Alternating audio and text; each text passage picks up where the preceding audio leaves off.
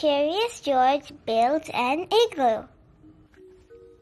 It was a beautiful winter morning. George was up early. Next door, his friend Bill was up too. Bill was building a house out of snow. It's called an igloo, Bill said. I'm going to sleep in it tonight. George wanted to help. He also wanted to sleep in the igloo. It would be a lot of fun. George tried stacking some blocks of snow. It was not easy. They kept slipping and sliding. First, you make a circle in the snow, said Bill. The snow blocks go around the circle. This makes a sturdy base for more snow blocks to go on top. Bill showed George how to stack snow blocks on top of the base. Around and around they went until there was only a hole left at the top. The last piece is called a keystone, Bill said. It keeps all the other stone blocks in place. You have to fill in all the cracks, Bill said. This keeps the igloo nice and warm inside. They smoothed out the snow blocks. Bill and George filled all the spaces with snow. George was impressed, but Bill's igloo was a little small. George wanted to build his own igloo, a big igloo that could fit his bed and some friends and maybe a party with music. George got to work. This time he made the circle bigger. He stacked the snow blocks around and around, just as Bill had taught him. George worked on his igloo until the sun went down. It was a big igloo. It even had a window. But George was a tired monkey. He did not have time to fill in all the cracks with snow. The man with the yellow hat helped move George's warm bed into the igloo. George bundled up and went to sleep. Soon George woke up. He was very cold. The window was drafty.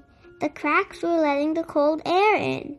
George really wanted to spend a night in an igloo. What could he do? Then George had an idea. The man had told George to come inside if he got cold. So George worked quickly and built a new igloo in his living room. It was nice and warm inside the house.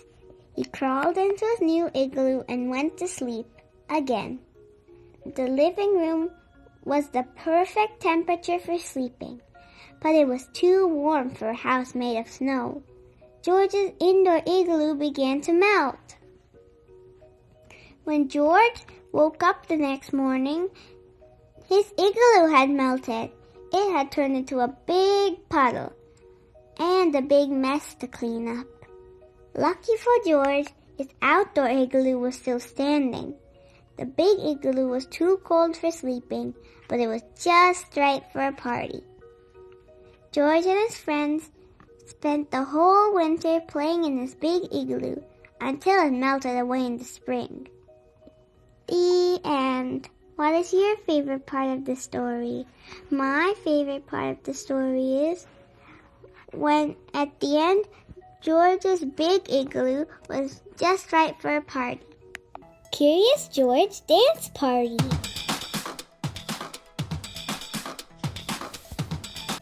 In this book, Curious George loves to dance.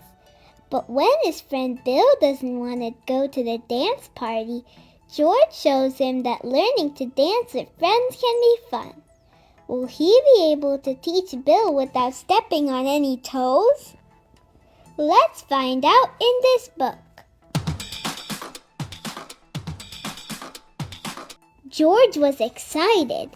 He had just received an invitation to Allie's dance party. He couldn't stop dancing. He danced while he brushed his teeth. Sometimes he even danced while he slept. But George's friend Bill didn't want to go to the party. "I'll be the only kid who can't dance," Bill said. "Look," said Bill, "even the Rankinses are practicing for the party." "This is called the box step," said Mrs. Rankins. George was confused. He didn't know that dance. Then George had an idea. They could record the Rankinses dancing and learn the box step. The dance looked hard. Bill didn't think he could learn. "Maybe I should tell Allie I have the chicken pox," he said. When they went home, George and Bill watched a video. "Dancing should have a map. Maps show you where to go," Bill said. George thought that was a great idea. He counted the dance steps and made a map. Right steps were red and left steps were blue. He numbered them and made quick steps smaller than the slow steps. But something was still missing. George thought about the Rankinses. Of course, they needed music. The beat of the music made dancing much easier. He just moved his feet to the rhythm.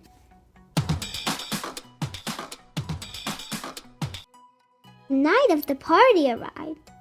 Bill was still worried. "I'll look silly using the map," he said. George looked at the map again. The steps were shaped like a box. All they had to do was make a box with their feet. Bill danced with Mrs. Rankins. "You dance beautifully," she exclaimed.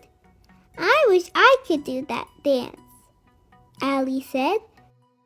Bill and George were surprised. "You mean you don't know it?" Bill asked.